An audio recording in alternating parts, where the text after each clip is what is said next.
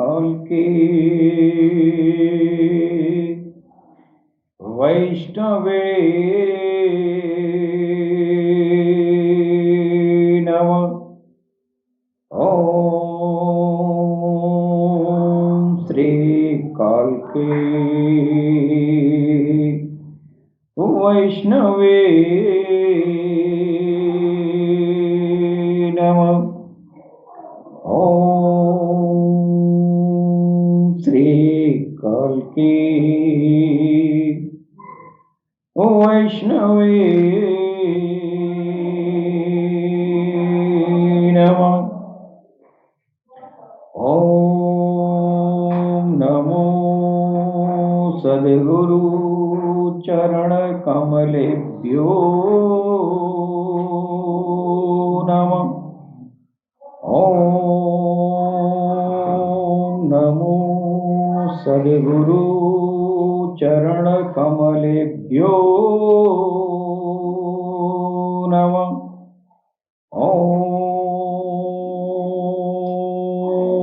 नमो नारायण।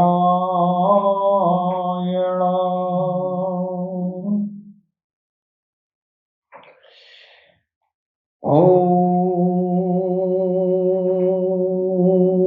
पूर्णमदः पूर्णमिदं पूर्णात् पूर्णमुदच्यते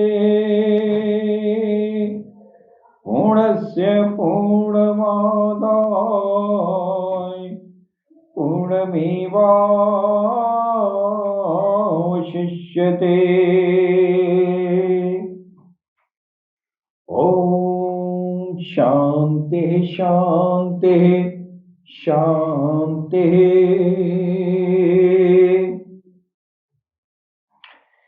तेजोऽसि तेजो महिधे वीर्यमसि वीर्यमहिधे बलमसि बलं महिधे ओजोऽसि ओजो महिधे पश्ये मुषर्दशतम् जीवे मुषर्दशतम् शृणुयामुषर्दशतम् प्रब्रुवामुषर्दशतम् अदिनाहस्यामुषर्दशतम् भूयश्च शर्दशता। ॐ शं नो मित्रसंवर्गः शं नो भवत्वर्यमा शं नो इन्द्रो बृहस्पतिः शं नो विष्णुरुक्रमः। ओम शांति शांति शांति। त्वमादिदेव पुरुषः पुराण त्वमस्य विश्वस्य परं निधानम्। त्वमादिदेव पुरुषः पुराण त्वमस्य विश्वस्य परं निधानम्। वेत्तासि वेद्यं च परं च धाम त्वया ततं विश्वमनन्तरूपम्। यदा यदा हि धर्मस्य ग्लानिर्भवति भारत अभ्युत्थानं धर्मस्य तदात्मानं सृजाम्यहम् परित्राणाय साधूनां विनाशाय च दुष्कृतां धर्म संस्थापनार्थाय संभवामि युगे युगे सुख दुखे समे कृत्वा लाभालाभो जया जयो ततो युद्धाय युजस्व नैवं पापं वापस्यसे वासांसि जीर्णानि यथा विहाय नवानि गृह्णाति नरोपराणे तथा शरीराणि विहाय जीर्णान्यानि संयाति नवानि देहि नैनं छिदन्ते शस्त्राणि नैनं दहति पावकः न चैनं क्लेदयन्तापो न शोषयति मारुतः कर्मणा कर्मणेवाधिकारस्ते मा फलेषु कदाचनम् मा कर्मफलहेतुर्भुः मा ते संगो अस्त्वकर्मणि वक्रतुंड महाकाय सूर्यकोटि संप्रभः निर्विघ्नं कुरु मे देवं सर्वकार्येषु सर्वदा ओम गंगणपतये नमः ओम गंगणपतये नमः ओम गंगणपतये नमः। सैयदी यूनुसल गौहर जी महाराज की चरण कमलों में मैं भगवान श्री राम की धरती से मैं कोटि कोटि नमन करता हूं। तत्पश्चात हमारे जितने भी भाई बंधु जो पूरी दुनिया में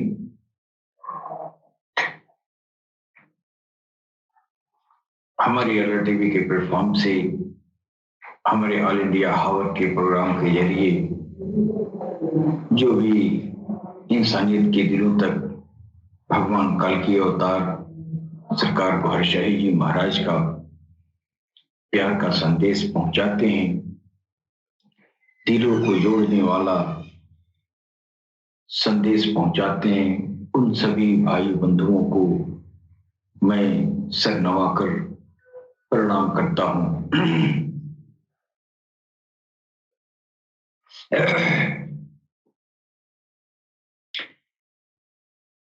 मित्रों, हमारा जो ये ऑल इंडिया हावर के प्रोग्राम इस आध्यात्मिक कार्यक्रम के जरिए हम सारी इंसानियत के बीच आपसी प्यार मोहब्बत और आपस में सौहार्द कायम करने हेतु हम अध्यात्म का प्रचार प्रसार करते हैं। इस प्रोग्राम के जरिए हम सिर्फ अध्यात्म की तरफ इंसानियत को आमंत्रित करते हैं। जी ये हमारे प्लेटफॉर्म पर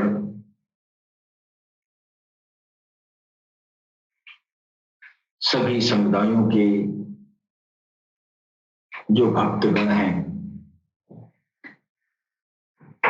आए और भगवान कल की अवतार सरकार गौहर शाही जी महाराज की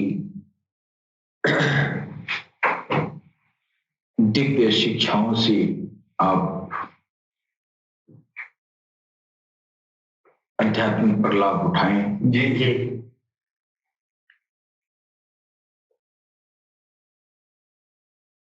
पिछले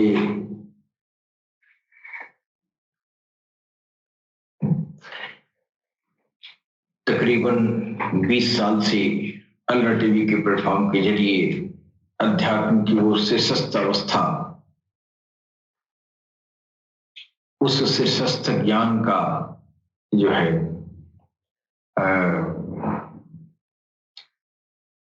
प्रचार प्रसार किया जा रहा है। जो ज्ञान जो है अत्यंत दुर्लभ रहा है कहानी सुनने के लिए। तो यह ज्ञान जो है आम दिखाई देता है, लेकिन वास्तव में अध्यात्म की जिस पराकाष्ठा की बात हमारे भगवान सदगुरु सैयदी यूनुस अल गौहर जी महाराज के जरिए उनके मुखार बिंदु से जो प्रदान किया जाता है, यह ज्ञान अब तक ये राज इस धरती पर किसी ने खोला नहीं था। ये वो गुह्यतम ज्ञान है जिस ज्ञान को भगवान कृष्ण ने गीता में बयान किया है।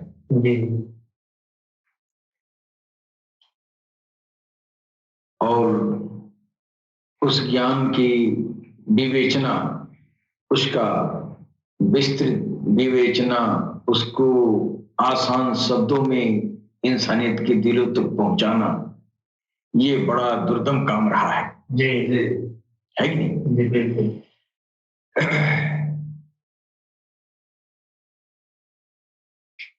और आज के दौर में ये इंसानियत के लिए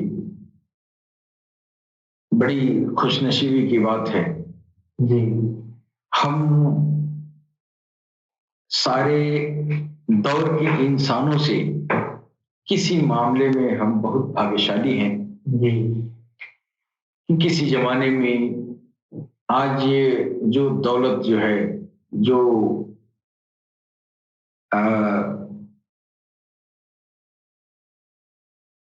भगवान के नाम का जो रत्न, जो हीरे मोती जवाहरात जो आज वितरण किए जा रहे हैं, ये इस तरह का जो है दौर, इस तरह का मौका सतयुग, द्वापर, त्रेता और कलयुग, अब तक के कलयुग में इस तरह का सुहाना दौर नहीं गुजरा है। जी इतना खुशनसीब इस दौर में जो इंसानियत है कि इस तरह का वक्त धरती पर कभी गुजरा नहीं है।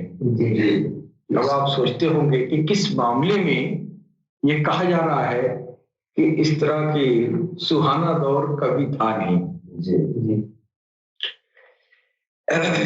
तेरा फाटक खोल दीजिए, हवा है।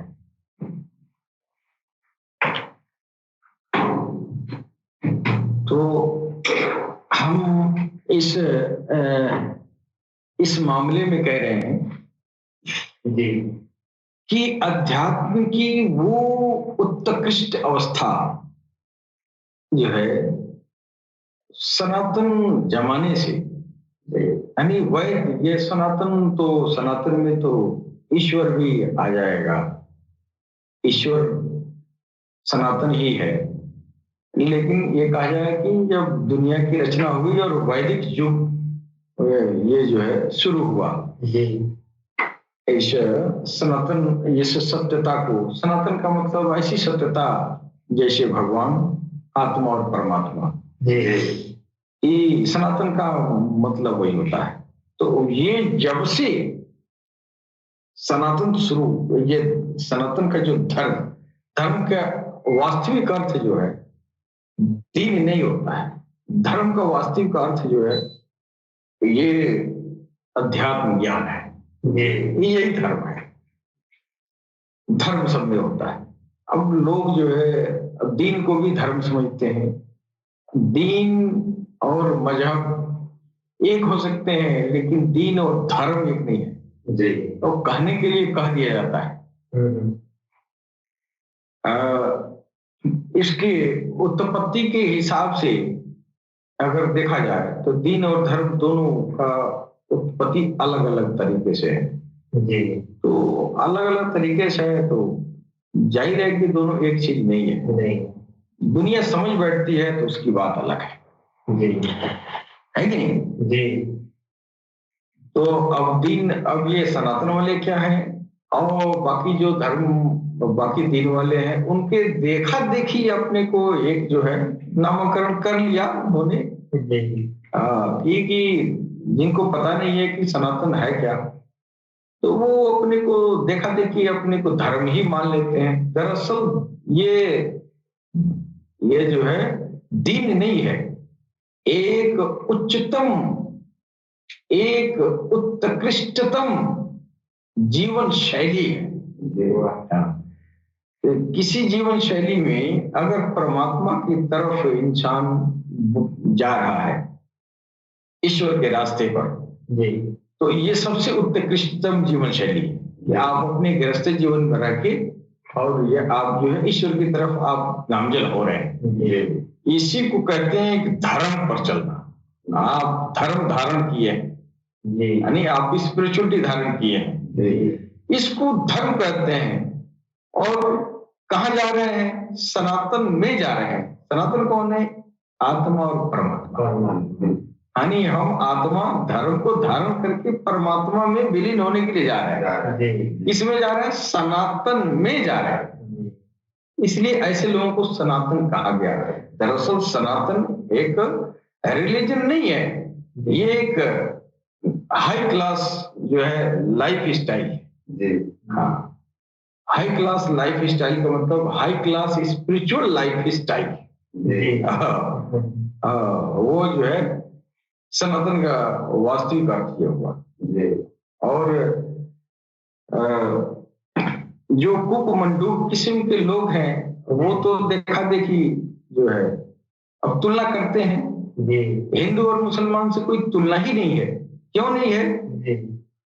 तो हम जिस रास्ते पे चल रहे हैं वो इस्लाम का वही अर्थ है, हम मुसलमान से तुलना क्यों करने जाए? जो मूल में ये है और उसके इस कानून से, उसके शरीयत से, उसके जो उसका कॉन्स्टिट्यूशन है उससे हम तुलना करेंगे तो हम वो हमेशा इसका रिजल्ट खराब आएगा और छोटा बड़ा करके झगड़ा करेंगे। ये छोटा बड़ा की बात नहीं है, है ना? ईश्वर की तरफ सारे धर्म बुला रहे हैं और शुरुआत जहां से हो रही है ईश्वर की तरफ बुलाने का, और वो तरीका, वो संस्कार, वो सनातन है। अब ये सनातन तो सब में है, यानी सारे धर्मों का मूल में सनातन है, है कि नहीं? लेकिन अब तौर तरीके पूजा पाठ करने का नया ईश्वर ने आध्यात्मिक ज्ञान को ये जो है क्रमशः उतारता गया लोगों के दिलों पर। एक के बाद एक नबी, पैगंबर, वली और ऋषि महर्षि आते जाते रहे। जी तो ऐसा नहीं कि जो सबसे पहला ऋषि था नहीं, और सबसे बाद में जो ऋषि भेजा गया, इस ऋषि में उस ऋषि में जो है एक ये जो है आ, ये जो ज्ञान का जो पैमाना है, जी ये कोई जरूरी नहीं है कि दोनों का एक ही हो, जी है। हाँ, पदवी एक है, शान हो सकता है, जी हाँ, आदर भाव एक हो सकता है, लेकिन जो पहले आया, जाहिर है कि जो बाद में आएगा वो जो है कुछ और भी एक्स्ट्रा ज्ञान में बढ़ोतरी करके रहेगा, है कि नहीं? जी अब ये होता क्या है, आप एकाएक किसी क्लास में बच्चे को आप जो है मान लीजिए पहली कक्षा में आप एडमिशन करा लेते हैं, जी है कि नहीं? जी तो पहली कक्षा में जो पढ़ रहा है, धीरे धीरे वो 10वीं कक्षा में जाएगा, तो 10वीं कक्षा में यही सवाल तो नहीं होगा, नहीं, सवाल का मूल में ये होगा, लेकिन ये नहीं होगा। जी बिल्कुल नहीं, हाई स्कूल में जो पढ़ाया जाता है तो 1 2 3 4 5 वाली सेंटेंस ही क्यों लेकर पढ़ाते हैं ना, जी जी है कि नहीं? है तो अपर क्लास है, जी लेकिन 1 2 3 कक्षा 1 वाला तो इस्तेमाल होता है, जी है कि नहीं?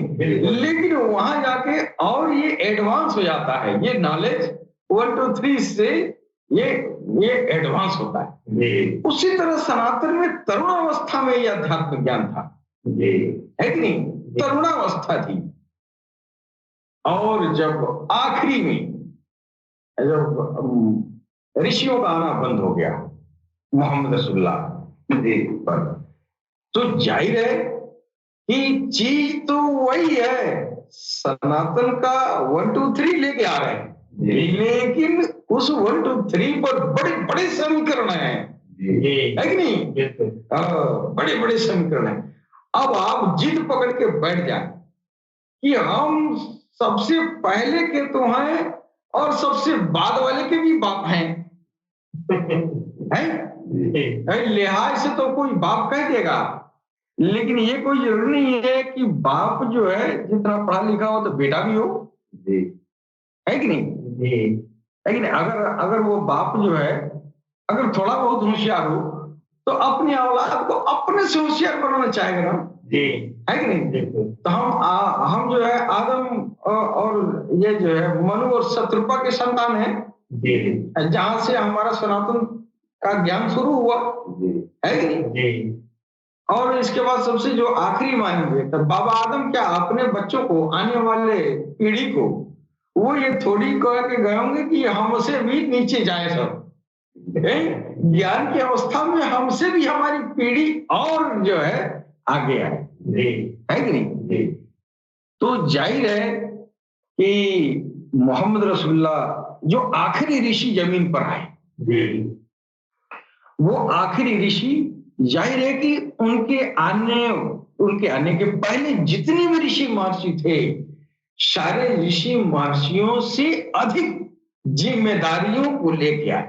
वो जिम्मेदारी क्या है? ये अध्यात्म ज्ञान की जिम्मेदारी है, इंसान को भगवान तक पहुंचाने में जितना करीब ये पहुंचाए, इनके पहले किसी ने नहीं पहुंचाया, है कि नहीं? किसी ने जो है भगवान से एक जुड़ने का जो है तरीका बताया, वो अध्यात्म ज्ञान से इंसान जुड़ जाता था।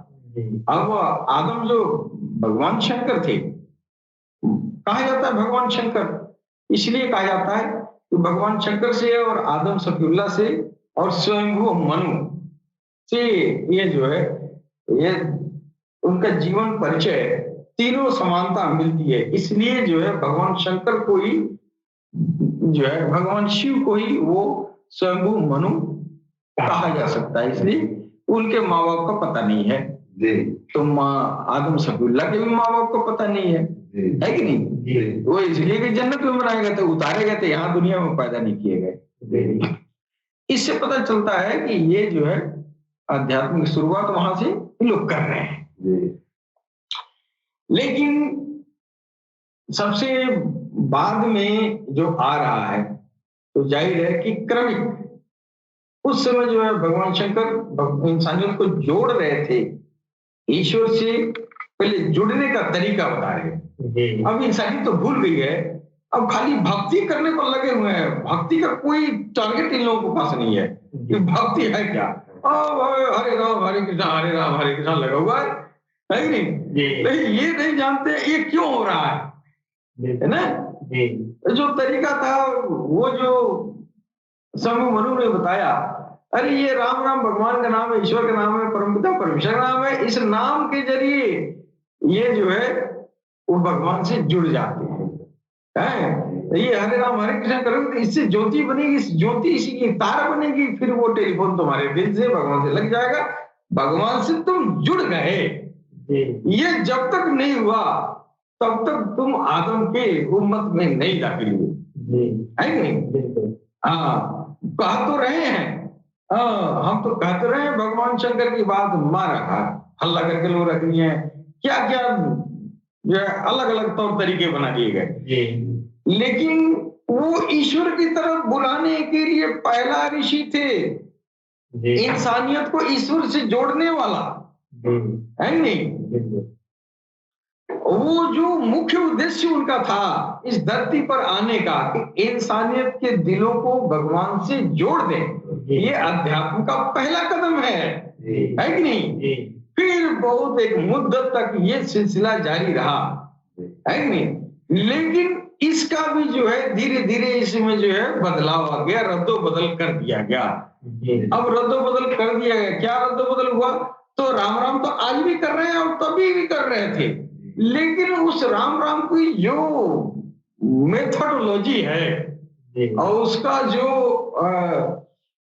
ये जो टारगेट है, उसका जो मतलब है कि राम राम का करने का ये जो है संकीर्तन करने का क्या मतलब है, ये किसी ने नहीं जाना।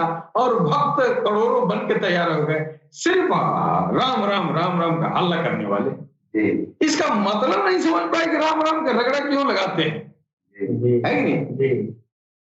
तो दुनिया धीरे धीरे इस बात को भूल गई, सिर्फ राम राम कहना जानती है, हल्ला करना जानती है। उसको अप्लाई कैसे करेंगे, इसको हम अपने स्पिरिचुअल लाइफ में कैसे यूटिलाइज करेंगे ये पता नहीं है। बहुत ऊंचे ऊंचे साउंड करके और राम राम राम राम होता रहा, है कि नहीं? पहले तो मन में होता रहा, सांसों में होता रहा, सांसों मन में होता रहा, है कि नहीं? मन से और मुंह से होता रहा। पहले तो ये तो दिल में जाना चाहिए, दिल वाले इल्म ज्ञान भूल गया। अब लोग जो है दिल को छोड़ के मुंह का इस्तेमाल करना सीख गए। राम राम राम राम आज तक लोग करते हैं। वैज्ञानिक टेक्नोलॉजी बढ़ी तो माइक में लोग जो है बहुत ऊंचे ऊंचे साउंड में राम राम राम राम होती रही। ये पता नहीं है कि राम राम क्यों होती रही, क्यों करना चाहिए, है नहीं? इस तरह बिगाड़ पैदा हुआ है। अब वो राम राम बदल सके, अब इस समय वो राम राम से जय श्री राम हो गया। अब उसका इस्तेमाल जो है किसी को धमकाने डरवाने के किया जा रहा। अब ये राम राम का वास्तविकता तो खत्म हो गई है। ये कितना पावन पवित्र नाम है, इस नाम से उस परम पिता परमेश्वर से जोड़ना होता है। आज इस नाम का इस्तेमाल, इस नाम के भजन का इस्तेमाल हम लोगों को दुख पहुंचाने के लिए कर रहे हैं, किसी को चिढ़ाने के लिए कर रहे हैं। ये भक्ति नहीं है, ये भक्ति नहीं है, ये राम का पवित्र नाम या राम से जुड़ने का एक बहुत ही वो एकमात्र ही साधन है भगवान से जुड़ने का। एकमात्र साधन उसके नाम का जो है जिक्र फिक्र, उसका संकीर्तन है कि नहीं? तो भगवान शंकर जो है भगवान श्री राम के नाम का अखंड संकीर्तन बताएगा, लेकिन दुनिया वाले क्या भूल गए? ये अखंड संकीर्तन भूल गए, मुंह से कह दिए अखंड संकीर्तन की संकल्प करते हैं और 24 घंटा राम राम 4 आदमी मिलकर करते हैं, अकेले भी नहीं। 4 आदमी मिलके राम राम करते हैं, 24 घंटे बाद बंद भी कर देते हैं। उसके बाद से कहते हैं मैं अखंड संकीर्तन किया। कितना वो जो वास्तविक जो तालीम थी भगवान शंकर की, वो अखंड करना था, यानी कभी टूटे नहीं, जिंदगी में टूटे नहीं। तो चलाक लोगों ने क्या किया कि जी जिंदगी भर की बात छोड़ दिए, अखंड कह दिए। और अखंड तो 24 घंटे का भी अखंड होगा, 4 दिन का भी होगा, 5 दिन का भी होगा, 2 घंटे का भी अखंड होगा, है कि नहीं? अब इसको जीवन वाली बात को जीवन भर संकीर्तन नहीं टूटना चाहिए, है कि नहीं? जब यह बात समझ में नहीं आई, वो दिल वाली जो शिक्षा थी, दिल वाला जो ज्ञान था, वो दुनिया जब भूल गई, तो फिर मुंह से 6 घंटा, 10 घंटा, 12 घंटा, 24 घंटा का अखंड कह दिया, है? तो पुरोहित तो बिगाड़ते हैं सारे धर्म में, जो पुरोहित वाले धर्म के ज्ञानी बन के बैठे हैं, जो वेतम ज्ञान है उसको भूल गए, जो असल चीज है उसको नहीं पकड़ा जाता है, जो 2 नंबर का चीज है गौण चीजों को पकड़ के ये जो है बदलाव कर गया। तो बदलाव से नुकसान क्या होता है? जो मुख्य धारा थी उस धारा से हट गए तो बिगाड़ पैदा हो गया ना, है कि नहीं? तो ये जो है, ये जो सनातन का मुख्य जो धारा है, ये वही है अखंड संकीर्तन। ये अखंड संकीर्तन वाली बात हम भूल गए। जो यह काम इस दुनिया के सामने, इस दुनिया के इंसानियत को इस राह पे चला दे कि इंसानियत का दिल उसके रब के नाम से अखंड संकीर्तन में जारी हो जाए। इंसानियत का दिल, यानी सारी इंसानियत अखंड संकीर्तन में लग जाए, यानी जब तक इंसान जिंदा रहे तब तक राम राम होती रहे। ये है अखंड संकीर्तन, ये वास्तविक अखंड संकीर्तन। ये पहले भगवान शंकर ने किया, ये पहले भगवान शंकर ने किया। क्यों?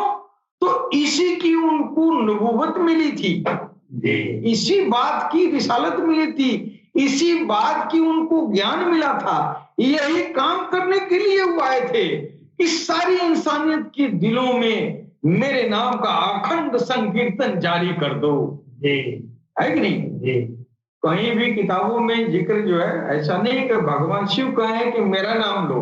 भगवान शिव पार्वती से बार बार राम की पराकाष्ठा बता रहे हैं। मैंने बहुत जगह सुना है, जो पंडित लोग हैं, है कि नहीं, जो विद्वान वर्ग के लोग हैं, अच्छा करते हैं, और किताबों में भी जगह जगह इस तरह की बात पाई जाती है कि भगवान शंकर श्री राम की बात करते थे, वो राम की बात करते थे, और राम की पराकाष्ठा उन्होंने बयान किया।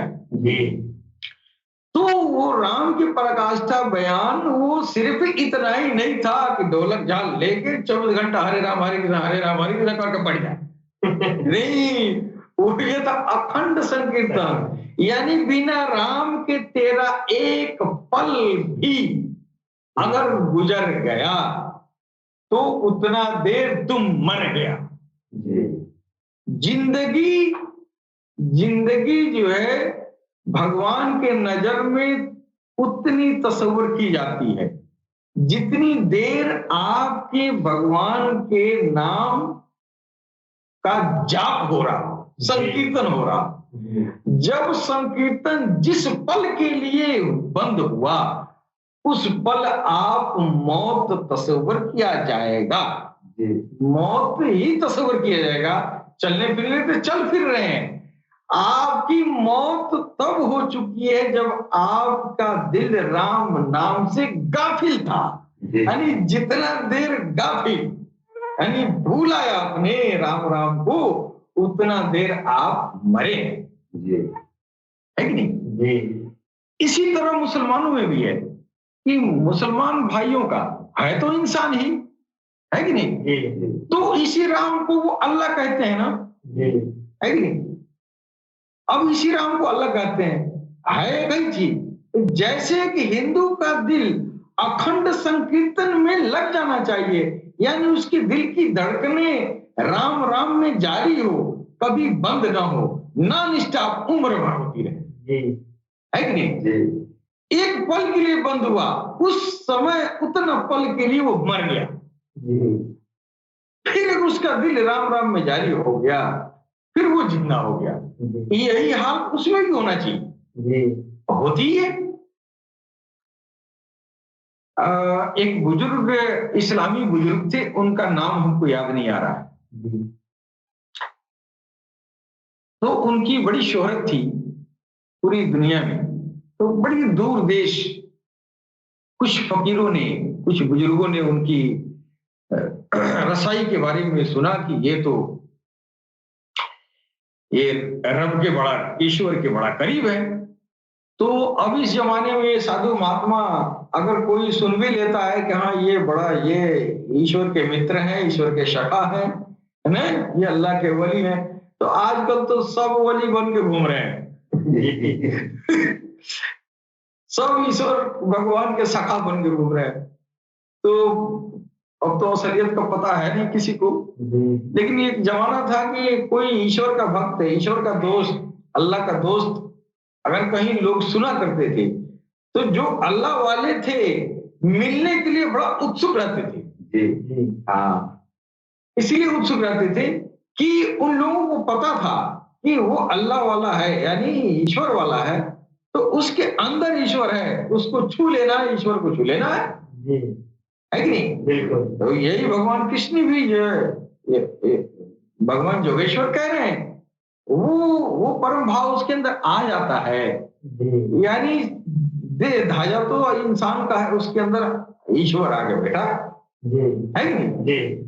तो ऐसे लोगों से, पुराने जमाने में लोग ऐसे लोगों को बहुत दूर देश चल के और लोग मिलने जाते थे, जो ये हक जानता था, ये हकीकत जानता था कि ईश्वर ने जिसको पाया, ये जिसने ईश्वर को पाया वो ईश्वर हो जाता है, ईश्वर उसमें समा जाता है, उसकी आंखों से वो देखता है, उसकी जुबान से बोलता है।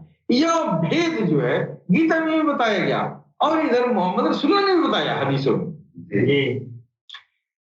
ये बात जिसको मालूम हुआ वो भक्ति वक्ति ये झोलक झाल फेंक के और ऐसे लोगों के साथ जाके चिमट गया।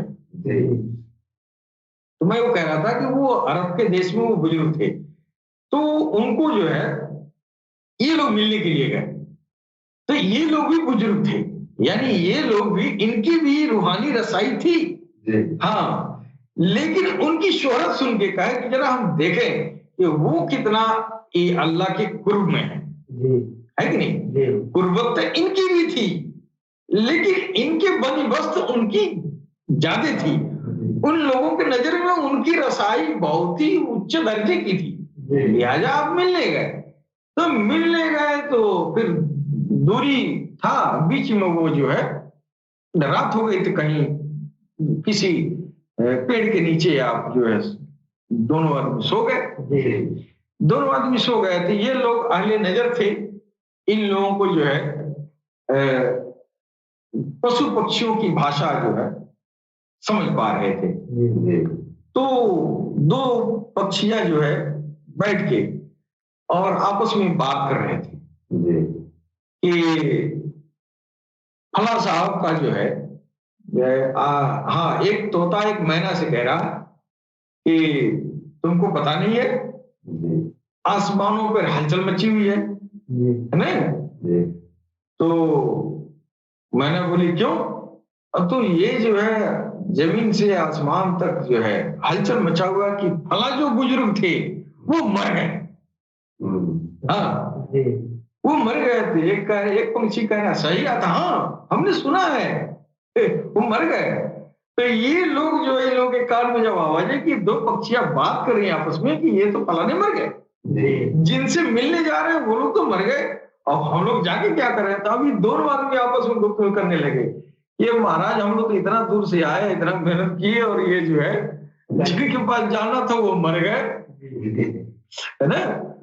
तो लोगों ने कहा अच्छा ठीक है, अभी तो मर ही है ना, अभी तो माटी उठी देने में बुजुर्ग हैं, तो 2-1 दिन टाइम लगेगा, तो चला जाए, कम से कम उनका जनाजा तो देख लिया जाए, है नहीं? तो अब ये सुबह उठे लोग और फिर चल दिए। जब चल दिए तो वहां उनके घर जाके देख रहे हैं तो वहां बहुत बड़ी महफिल लगी हुई है ना, और वो बीच में जलवा अफरोज है ना, वो बुजुर्ग बैठे हुए। अब दोनों आदमी कह रहे हैं अरे इंसान झूठ बोलता है, पक्षियां तो झूठ नहीं बोलती है, ये जिया जनावर तो झूठ नहीं बोलता, ये तो झूठ बोलने का काम इंसानों का। और ये हो कैसे गया, वो झूठ कैसे बोला। अब ये दोनों आदमी जो है मिलने जा रहे हैं भीड़ में, भीड़ को चीरते हुए पहुंचे और दोनों आदमी अदब से बैठे।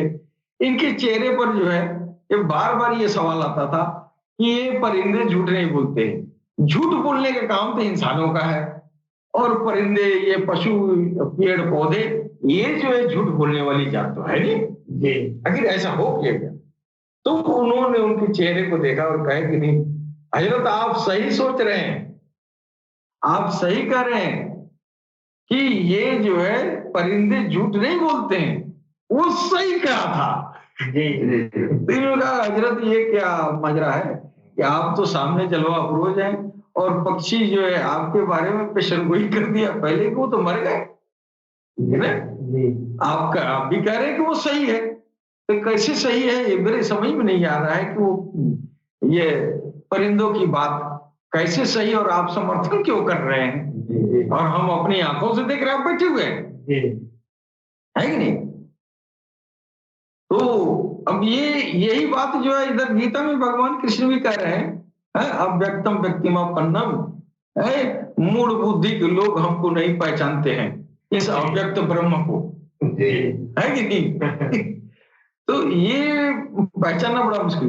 तो वो कहे कि देखिए वास्तव में वो सही कह रहे थे कि इस वक्त जो है, जिस वक्त जमीन से आसमान तक हलचल मचा हुआ था कि फला साहब मर गए, वो बात सही इसलिए था कि उतना देर जब तक हलचल मचा था उतना देर मैं यादें इलाही से गाफी था, यानी मेरे दिल में भगवान के नाम को छोड़ के दुनिया आ गया था, है कि नहीं। तो जितना देर अगर आपका दिल भगवान के नाम से खाली है, भगवान के नजर में आप मुर्दा है, कि नहीं। अब यह ज्ञान तो दुनिया भूल गई है कि नहीं, कि राम राम जो है भगवान का जो नाम है वो इंसान के लिए कितना महत्वपूर्ण है। अगर वो नाम नहीं तो मुर्दा, नाम आ गया तो जिंदा, है कि नहीं। दिल राम राम जब तक पुकारे तब तक ये बंदा जिंदा है, अब दिल बंद यानी अखंड संकीर्तन बंद, उतना देर वो मर गया। क्या पता जब वो बंद रहा जितना देर राम राम से, उसी बीच में ये प्राण पखेरु हो जाए, है कि नहीं। तो आप भक्ति करके नहीं जाएंगे, आप भक्ति में नहीं जाएंगे, आप गफलत में गए। क्यों गए? जिस समय आपको ये जो है जमराज लेके जा रहा था, उस समय आप भगवान का नाम भूले हुए थे, तो भूले हुए थे। इसीलिए जो है ये ऋषियों ने, महर्षियों ने ये सांसों में इस राम राम को, जो आप जो है बाहर जो है ये हाई वोल्टेज माइक लगा के गाते हैं, हल्ला करते हैं, वो बाहर नहीं करना था, वो अंदर करना था, अंदर सांसों में करना है। सांसों से वह जो है धड़कनों में जाएगा, धड़कनों में उतर गया, यानी दिल में, हृदय में समा गया राम राम। तो जब तक हृदय धड़केगा तब तक राम राम होती रहेगी, लेकिन जब तक दिल में गया नहीं, ये राम राम का संस्कार सिर्फ श्वासों में है, श्वासों में है। तो तब तक जो है संकीर्तन टूटने का पूरी संभावना है। कैसे? आप सांसों में हरे राम हरे कृष्ण कहें तो आप बड़ी सजग रहेंगे, लेकिन जो ही आपको नींद आएगी सांसों का तार भूल जाएगा, तो आप राम राम मिला नहीं पाए। जब राम राम मिला नहीं पाए तो आपका संकीर्तन टूट गया, अखंड तो हुआ नहीं। लिहाजा जोगी जो है उसको अभ्यास के जरिए उसको हृदय तक पहुंचाता था, है कि नहीं। और 1 करोड़ में कोई एक का श्वासों से संस्कार राम राम का दिल में उतरता, लेकिन जिसके दिल में उतर गया असल सनातनी वही है। और ऐसे लोग जब तक इस धरती पर है तब तक सनातन सलामत था, वरना सनातन का वो खत्म हो गया, सिर्फ सनातन का डोम बचा। इसी संस्कार को दिलों में, राम राम के संस्कार को दाखिल करने के लिए भगवान काल की अवतार का आगमन इस धरती पर होगा। और सिर्फ सनातन हिंदू के ही इंसानियत को नहीं, सारी इंसानियत को इस सनातन के इस अमूल्य ज्ञान पर सारी इंसानियत को चला देंगे। यानी सारी इंसानियत के दिलों को भगवान के, ईश्वर के, अल्लाह के नाम के अखंड संकीर्तन में लगा देगा। वाह! यानी सारी इंसानियत के दिलों में उसके रब का नाम दाखिल हो गया और सबके अंदर अखंड संकीर्तन होने लगेगा। लिहाजा पूरे रुए जमीन पर, पूरे दीन में एक ही सनातन का स्थापना हो जाएगा। इसीलिए क्या हो गया, कल की अवतार सनातन धर्म की स्थापना करें। सनातन धर्म की स्थापना का मतलब यह हुआ कि वो देवादिदेव महादेव, वो भगवान शंकर, वो स्वयंभू मनु, वो आदम सफीउल्लाह का जो इल्म है, जो उनकी अवतारत्व का जो उद्देश्य था, वो दिलों को जगाने वाला था। कालांतर में यह उद्देश्य दुनिया भूल गई और उस संस्कार को जगाने के लिए पुनः काल की अवतार का आना होगा। जब सारी इंसानियत के, सारे दीन के लोगों के दिलों में यह संस्कार, भगवान शंकर स्वयंभू मनु का यह संस्कार सारी इंसानियत में चला जाएगा तो सारी इंसानियत में सनातन की स्थापना हो जाएगी।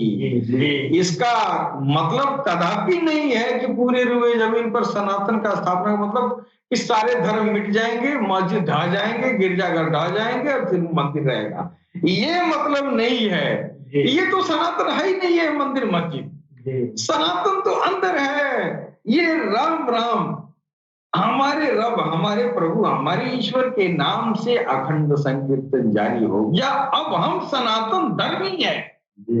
अगर ऐसा नहीं है तो पखंडी है कि नहीं? ये होना चाहिए। ये चीज पूरी रुए जमीन पर इंसानियत के दिलों में भगवान के नाम का अखंड संकीर्तन काबिज हो जाए, फिर सनातन धर्म की स्थापना पूरी इंसानियत पर हो गई। इसी के लिए कहा गया है कि कल की अवतार आएंगे और सारी दुनिया में सनातन धर्म का झंडा लहराएंगे। ये है सनातन का स्थापना। ये नहीं है कि बड़ी ऊंची ऊंची मंदिर बना के और ये कत्लो गारत का अभियान चलाएं, अपने को श्रेष्ठ बनाए, है कि नहीं? ये सनातन नहीं है। सनातन में ये सब नहीं आता है। इसके वजह से सनातन में जो बिगाड़ पैदा हुआ और पुरोहितों के द्वारा वर्चस्व स्थापित किया गया, तो ये बहुत ऊंची ऊंची जो मंदिर मस्जिदों का निर्माण हो रहा है, ये धर्मों के पुरोहितों का ये सब आडंबर है। भगवान का घर तो दिल में होता है। किताबें कह रही है इधर उसका घर है, उधर क्यों बड़ा बड़ा घर बना रहा है? है कि नहीं? बिल्कुल। वो बड़ा बड़ा घर इसलिए बनाया जाना चाहिए कि ताकि ज्यादा से ज्यादा इंसानियत एक जगह इकट्ठा होकर भगवान की तरफ, भगवान के बंदगी की बात करे, है कि नहीं? इसलिए ऊंचे ऊंचे मंदिर और मस्जिद बनाए कि लोगों का गैदरिंग हो। लेकिन भगवान को रहता नहीं, भगवान इधर रहता है। इधर तलाशने की जरूरत है। मंदिर और मस्जिद न हिंदू है न मुसलमान है। हिंदू और मुसलमान दिल है कि नहीं? दिल में राम राम गया तो वो हिंदू है, अल्लाह लग गया तो मुसलमान है। इसके अलावा बाकी कहीं नहीं है, सब कुछ अल्लाह। इसके साथ ही हम अपनी वाणी पर विराम देते हैं। सलाम, नमस्ते, सत श्री अकाल, गौर शहीद।